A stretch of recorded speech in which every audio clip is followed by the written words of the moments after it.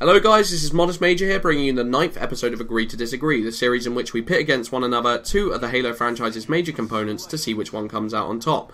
Now, last week I decided to go with the topic of Halo 2 versus Halo 3.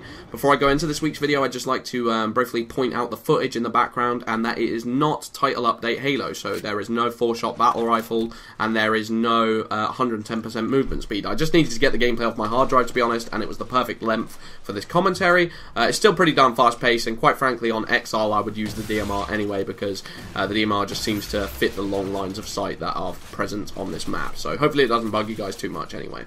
So without further ado, let's go into this week's responses. JlGamecast comes in with, of course I'm going to choose Halo 3. It was the monumental Halo for a lot of Halo players. It was running on new hardware. It brought us Forge, Theater Mode, insanely customizable custom games. It was the Halo to play.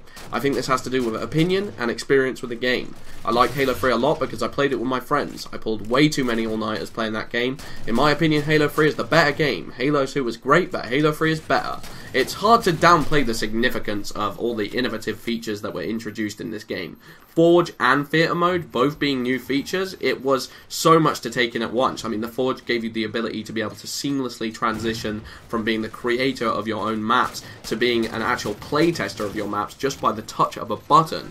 That is groundbreaking. There's just no other way of putting it. I remember there was a game by the name of Time Splitters 2 for the PS2, and at the time that had its own map making feature to it, and that felt groundbreaking in its own field. But what Halo 3 managed to build upon it, I mean, in comparison, Time Splitters was so restricting and so bare bones, and Halo 3 was just ahead of its time with that feature. And then Theater Mode, being able to review your gameplays on a regular basis. Theater Mode never screws up. Even Call of Duty couldn't pull that off. It never has problems. There's never any delay. There's never any latency problems. It doesn't cause the game itself to lag in a horrible way.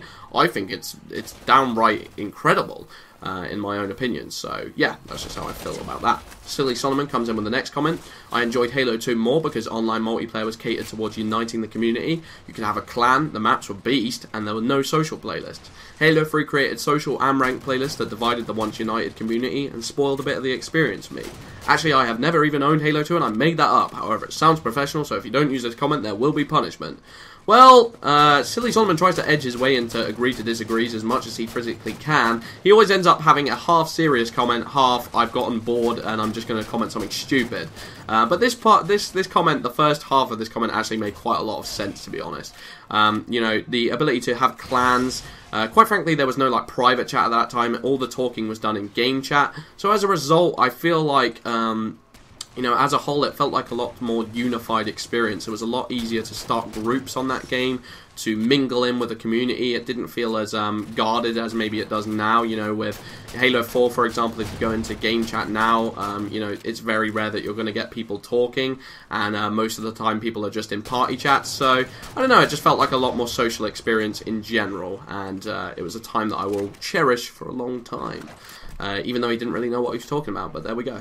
Nick199945 comes in with the next comment. I have to go with Halo 3 for a few reasons. One was the campaign. I loved being the Master Chief again. While playing as the Arbiter was fun, I prefer fully rocking it out as the most badass character in gaming history. The other reason is multiplayer. I love the maps. I think they had good variety, like High Grounds. Having vehicles on a very small map and it still is as competitive as other maps is cool. Plus the Forge, creating your own maps is cool. It makes you the developer, essentially Halo 3. It's a very hard job to balance vehicles with human playing, and that's why you don't see it in most AAA titles, and Halo is the only one that has been able to pull it off in such a spectacular fashion. I mean, they just managed to make it, easy enough for you to be able to go on, sprees and stay alive in your vehicles, but it's not so easy that they completely dominate the map. It's very easy to, the whole boarding system is just so revolutionary in general, introduced in Halo 2, so I guess that's another point in Halo 2's column. But overall, I love the vehicle gameplay and the maps in general. Narrows, Epitaph, Guardian, Construct, Last Resort. So many good maps to pick from in Halo 3, and there's just no downplaying how monumental that was at the time. The last but not least comes in from Nathan Roose, saying both Halo 2 and Halo 3 are very good games, but to me Halo 2 is the preferred choice. Halo 2 was my entry into the Halo series, which is why I have the greatest respect for it. The addition of having a two-sided campaign added to the experience because it gave a lot more insight into the Covenant. Halo 3 was more innovative than previous titles. Having the setting on Earth again gave a whole new sense of urgency as the iconic Chief helps defend the last human world, which makes you feel like a badass. Even with Halo 3's Forge, Halo 2 takes the cake. It's hard to, just put into words just how incredible the Halo 2 campaign was. It managed to do a few things very, very well, and the first of which is set pieces.